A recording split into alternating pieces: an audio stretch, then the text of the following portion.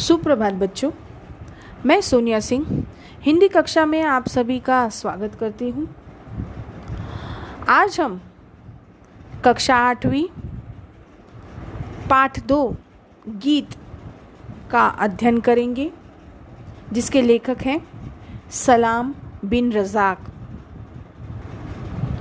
यह जो पाठ है, इस पाठ के द्वारा जो लेखक है वो हमें यह समझाना चाहते हैं कि हम कितने लालच में, कितने स्वार्थी हो गए हैं कि हमारे भीतर का जो सुख शांति है वह पूरी तरीके से नष्ट हो गई है।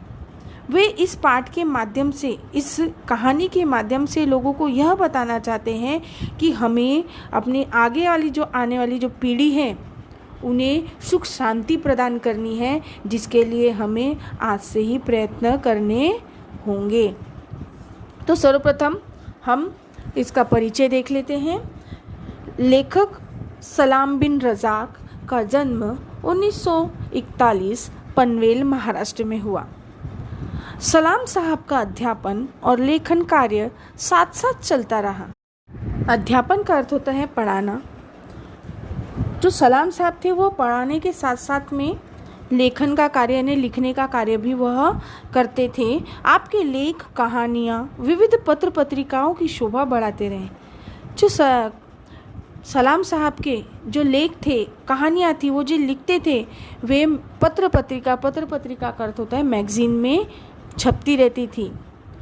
आपको दिल्ली, उत्तर प्रदेश, बिहार, महाराष्ट्र की साहित्य अकादमियों द्वारा विविध सम्मान एवं पुरस्कार प्राप्त हुए हैं। उन्हें विभिन्न जगह से बहुत सारे पुरस्कार प्राप्त हुए हैं। उनकी जो प्रमुख कृतियाँ थी, माहिम की खाड़ी, बादल की आप बीती, नन्हा खिलाड़ी, जिंदगी अफसाना नहीं, नंगी दोपहर का सच आदि इनकी प्रमुख कृतियाँ थी। गद्य संबंधी प्रस्तुत भावपूर्ण प्रतीकात्मक कहानी में लेखक सलाम बिन रज़ाक की इशारा करते हैं कि जब लोगों की नीयत में खोट नहीं थी तो समाज में चारों तरफ सुख शांति, समरसता, संपन्नता फैली हुई थी। यहाँ पर लेखक कहते हैं कि पहले के ज़माने में जब लोग बहुत ही ईमानदार हुआ करते थे तो उनके जो मन में उससे सुख शांति रहती थी। वह एक संपन्न व्यक्ति थे, उनको किसी भी प्रकार का कोई दुख नहीं था। परंतु आज के लोगों में ऐसा नहीं है। आज लोगों में लालच, स्वार्थ, असंतोष का विष घुल गया है। परिणाम स्वरूप समाज में मनभेद, अशांति फैल गई है। आज के लोग बहुत ही स्वार्थी हो गए हैं, लालची हो गए हैं, जिसके वजह से क्या है, चारों तरफ अशांति फैल गई है। एक दूसरे के प्रति अपने मन में मैल रहता है, उनके द्वेष भावना रहती है, जलन भावना रहती है कि वे एक दूसरे की प्रगति से जलते हैं। शांति एवं प्रेम के संदेश देने वालों के तन मन लहूलुहान हो रहे हैं। रज़ाक जी को भावी पीढ़ी से बहुत उम्मीदें हैं। आपका मानना है कि भावी पीढ़ी ऐसा संगीत रच सकेगी जिससे समाज में सुख शांति, सौहार्द का वातावरण बन जाएगा। यहाँ पर लेखक इस पाठ के माध्यम से यह बताना चाहते हैं कि जो लोग समाज को सुधारने का कार्य करने की सोचते हैं उनको लोग कुछ भी बोलकर चुप करा देते हैं, जिससे हमारे समाज में किसी भी प्रकार का सुधार नहीं हो रहा है।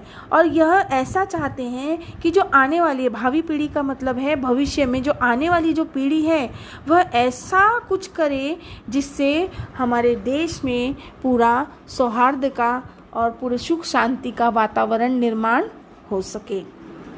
तो बच्चों, आइए देखते हैं कहानी गीत। मेरे बेटे ने हमेशा की तरह उस रात भी कहानी सुनाने का अनुरोध किया। सलाम साहब जो थे लेखक, वह कह रहे हैं कि उनके जो एक बेटा था, उन्होंने उनसे जिद की कि मुझे कहानी सुनाइए, अनुरोध की, विनती की। मैं काफ़ी थका हुआ था, पर इस पर दूरदर्शन से टेलीकास्ट होने वाली खबरों ने मन और मस्तिष्क और भी बोझिल कर दिया। लेखक बहुत थके हुए थे, परंतु जो टीवी पर, दूरदर्शन पर जो न्यूज़ आ रही थी खबरें आ रही थी, मस्तिष्क मतलब दिमाग, उनके दिमाग को वो बहुत परेशान कर रही थी। लगता था पूरी दुनिया बारूद के ढेर पर बैठी है, एक जरा माचिस दिखाने की देर है बस। क्या इंसान पुनः आदिकाल की ओर लौट रहा है? अब यहाँ लेखक कह रहे हैं कि न्यूज़ देखते हुए उनका दिमाग चकरा गया था कि पूरी दुनिया क्या बारूद के ढेर पर बैठी है, एक दूसरे को वो नष्ट करने के लिए तुले हुए हैं।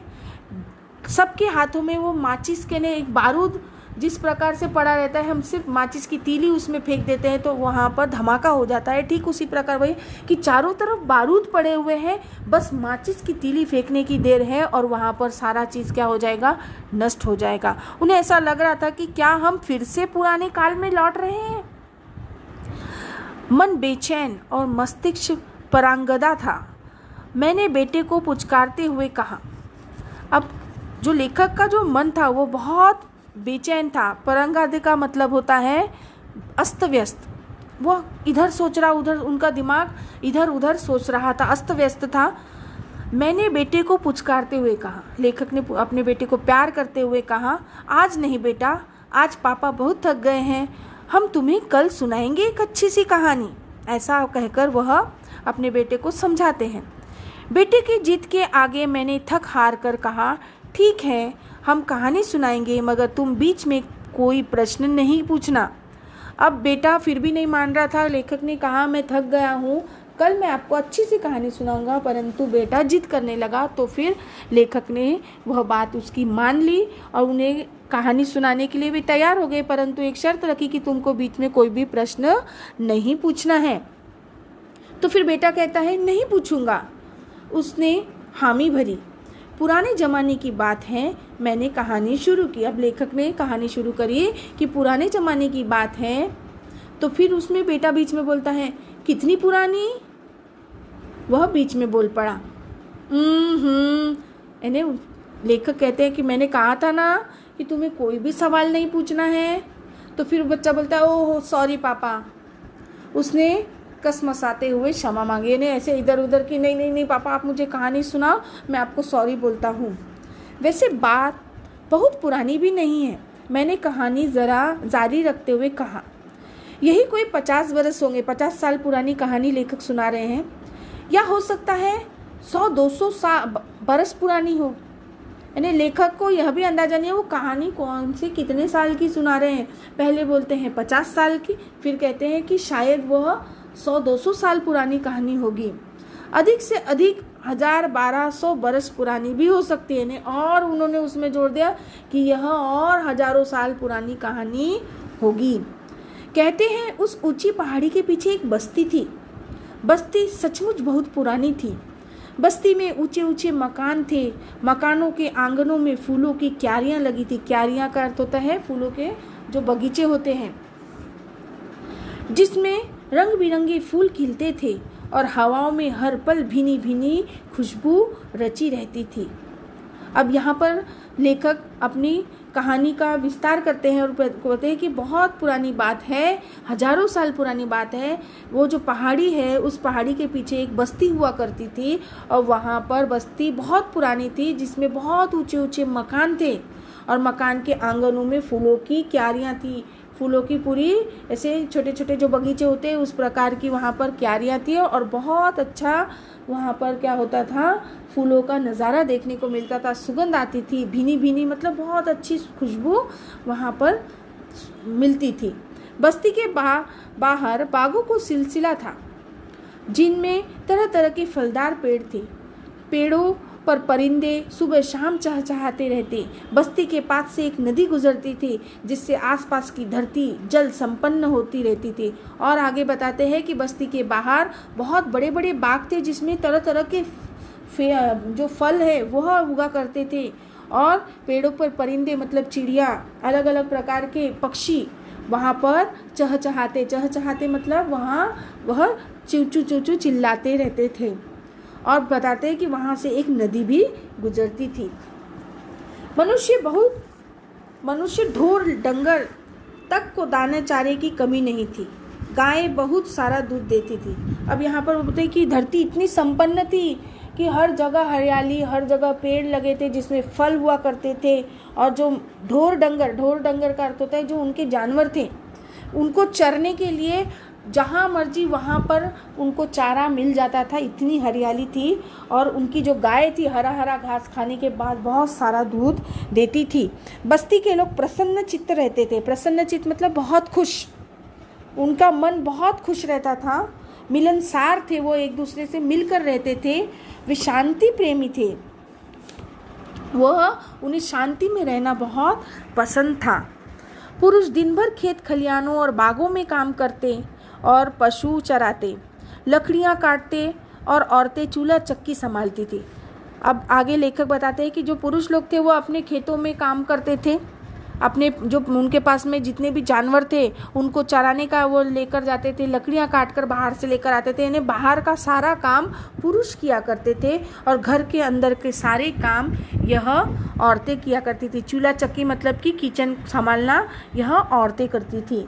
उनमें जो शक्तिवान थे कुश्तियाँ लड़ते, लाठी बल्लम खेलते, चित्रकार चित्र बनाते और कवि गीत गाते। अब यहाँ पर उन्होंने और बताया कि जो बहुत हट्टे कट्टे शक्तिमान लोग थे तो वह कुश्तियाँ लड़ा करते थे। लाठी बल्लम यानी लाठी, जो लाठी चलाते हैं, आपने देखा होगा कि अलग अलग प्रकार के मार्शल आर्ट्स होते हैं, उसी प्रकार एक लाठी भी होता है, बल्लम जो पोल पर किया जाता है। इस प्रकार का यानी अलग अलग उनके शौक थे और अलग अलग वह कार्य भी करते थे। चित्रकार लोग अपनी चित्रकारी करते थे और कवि लोग अपने कवि लिखकर उसका गीत गाया करते थे। खुशियाँ रोज उस बस्ती की परिक्रमा करती और दुख भूलने से भी कभी उधर ना उसका रुख करता। अब यहाँ पे कि वह सारे जो लोग थे उस बस्ती में रहते थे तो बहुत खुश रहते थे। खुशियाँ उनकी बस्ती की परिक्रमा मतलब गोल गोल उनके चक्कर लगाती थी और वहाँ के लोग हमेशा क्या करते थे, खुश रहते थे। दुख उनके पास में भटकता भी नहीं था। आगे देखते हैं। कहते हैं बस्ती के पास ही एक घने पेड़ पर एक परी रहती थी, नन्ही मुन्नी मोहनी सूरत और मासूम सूरत वाली, बड़ी बड़ी आँखों, सुनहरे बालों और सुर्ख गालों वाली। देखिए कितना अच्छा वर्णन किया है लेखक ने यहाँ पर कि उसी बस्ती के घने पेड़ पर एक परी रहती थी। तो परी का उन्होंने चित्रण किया है कि नन्ही मुन्नी थी, मोहनी सूरत यानी उसे देखकर लोगों का मन मोह ले, मासूम लगती थी, उसकी आंखें बहुत बड़ी बड़ी थी, उसके बाल सुनहरे गोल्डन रंग के और सुर्ख गाल वाली यानी उसके जो गाल थे, सुर्ख मतलब लाल लाल उसके गाल थे। परी गांव वालों पर बहुत मेहरबान थी। वह अक्सर अपने चमकदार पैरों के साथ उड़ती हुई आती और उनके रोते हुए बच्चों को गुदगुदाकर हंसा देती। अब परी उनके बस्ती में ही रहा करती थी और बस्ती वालों पर बहुत मेहरबान थी। जब बच्चे अगर रोते थे तो परी उड़कर आती थी और उनको हंसाकर चली जाती थी। लड़कियों के साथ सावन के झूले झूलती, आँख मिचोलियाँ खेलती, लड़कों के साथ पेड़ों पर चढ़ती, नदी नालों में तैरती, कभी किसी के खलियान को अनाजों में से भर देती तो कभी किसी के आंगन में रंग बिरंगे फूल खिला देती। अब यहाँ पे परी का वर्णन किया है कि परी कभी किसी को दुख में नहीं देखती थी। वो बच्चों के साथ में उनको चुप कराती थी, उनके साथ खेलती थी, लड़कियों के साथ जो सावन में जो झूले झूलते हैं वो झूलती थी, आँख मिचोली खेलती थी, लड़कों के साथ भी वह पेड़ों पर चढ़ती, नदी नालों में तैरती। ऐसे वह परी वहाँ पर अलग अलग प्रकार के कृत्य करती थी। और कभी वह खलियानों के किसी का जहाँ पर अनाज नहीं होता था तो उसको अनाज से भर देती थी, तो कभी वह आंगन में रंग बिरंगे फूल खिला देती थी। इस प्रकार की वह परी बहुत अच्छी सुंदर परी थी। दिन गुजरते रहे, समय का पंछी काले सफ़ेद पैरों के साथ उड़ता रहा और मौसम का बहुरूपिया नए रूप बदलता रहा। फिर पता नहीं क्या हुआ, कैसे हुआ कि एक दिन किसी ने उनके खेतों में शरारत का हल चला दिया। बस उस दिन से उनके खेत तो फैलते गए मगर मन सिकुड़ने लगे, गोदाम अनाजों से भर गए मगर नियतों में खोट पैदा हो गई। अब आगे लेखक बताते हैं कि कुछ समय का पहिया इस प्रकार घुमा कि पता नहीं वहाँ उस बस्ती में क्या हुआ कि लोग एक दूसरे के लोगों खेतों में शरारत करने लगे। उसके खेत में कुछ परेशानी कर देते थे, कुछ उनका खेत नष्ट कर देते थे। इस प्रकार के वह क्या करते थे, एक दूसरे को हानि पहुंचाने लगे। गोदाम अनाजों से भर गए मगर नियतों में खोट आ गई। अनाज तो हुआ उनको, पर उनके अंदर नियत में खोट आ गई। अरे इसको तो ज़्यादा अनाज हुआ है, मुझे कम हुआ है, इसी कैसे हुआ, मुझे क्यों नहीं हुआ। इस प्रकार के उनके मन में इन्हें ये सब भावनाएं निर्माण हो गई। अब वे अपनी निजी ज़मीनों के अतिरिक्त दूसरों की ज़मीनों पर भी नज़र रखने लगे। नतीजे के तौर पर खेतों में मक्कारी की फसल उगने लगी और पेड़ छल कपट के फल देने लगे। अब जिसको ज़्यादा अनाज होता था जिस ज़मीन से, तो जो लोग थे वो उनकी ज़मीन पर नज़र रखना, अपने तो खेतों को देखते ही थे, साथ में दूसरों की ज़मीन को भी हड़पना चाहते थे। उनके मन में खोट आ गई थी, एक दूसरे के प्रति द्वेष भावना आ गई थी कि अरे इसकी ज़मीन बहुत अच्छी है, मुझे इस ज़मीन को लेना चाहिए। तो इस प्रकार छल कपट उनके मन में भर गया था। लालच ने उनमें स्वार्थ का विष घोल दिया। पहले वह मिल बांटकर खाते थे, मिलजुल कर रहते थे, मगर अब उनकी हर चीज़ विभाजित हो गई। खेत खलियान, बाग बगीचे, घर आंगन, यहाँ तक कि उन्होंने अपने पूजा घरों तक को आपस में बांट लिया और अपने अपने खुदाओं को उनमें कैद कर दिया। अब आगे बताते कि पहले जो बस्ती इतनी खुश रहती थी, सब लोग झूमते थे, गाते थे, दुख उनके पास भी नहीं आता था, परंतु अब उनकी बस्ती को नज़र लग गई और वे आपस में द्वेष भावना रखने लगे। उन्होंने अपने सारी चीज़ें बांट ली, घर को बांट दिया, खेत खलियान बांट दिए, बगीचे बांट दिए, सारी चीज़ें बांट दी, यहाँ तक कि उन्होंने भगवान को भी बांट दिया। उनकी आंखों की कोमलता और दिलों की उदारता हथेली पर जमी सरसों की तरह उड़ गई। दावतों का सिलसिला बिखर गया और महफिलें उजड़ गई। तस्वीरों के रंग अंधे और गीतों के बोल बहरे हो गए। अब न कोई तस्वीर बनाता था, न कोई गीत गाता था। हर घड़ी हर कोई एक दूसरे को हानि पहुंचाने की फिक्र में रहता। अब लेखक कहते हैं कि जिस प्रकार वह बस्ती इतनी खुशहाल थी कि लोग उसको देखते ही खुश हो जाते थे, उतना ही उसका दुर्दैव हो गया, उसकी जो दुर्दशा हो गई कि वहाँ पे लोग एक दूसरे के लिए इतना उनके अंदर में मैल आ गया, एक दूसरे की कपट उनके मन में भर गई कि वो लोग जो आपस में बैठकर ये जो महफिल सजाया करते थे, महफिल सजाना मतलब कि पार्टी करना, खाना खाना, एक साथ भोजन करते थे सब लोग मिलजुल के, परंतु अब ऐसा नहीं हो गया। यह सारी चीज़ें उनकी उजड़ गई। और जिस प्रकार जो तस्वीर के आधे रंगे हुए जो चित्र होते हैं और जो गीत होते हैं, यानी अगर तस्वीर में पूरा रंग भरे तो वो तस्वीर पूरी मानी जाती है, परंतु अधूरा रंग भरा है तो वो तस्वीर अधूरी मानी जाती है। तो वैसी ही तस्वीर अधूरी तस्वीर की तरह वह बस्ती हो गई थी।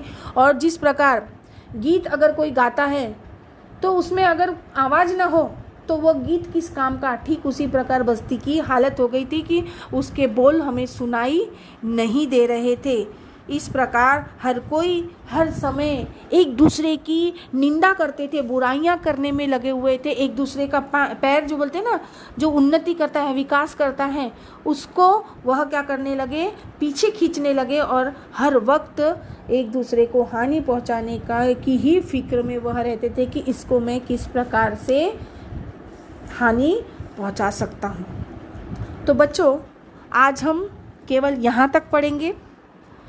उम्मीद करती हूँ कि आपको यहाँ तक की कहानी अच्छे से समझी होगी।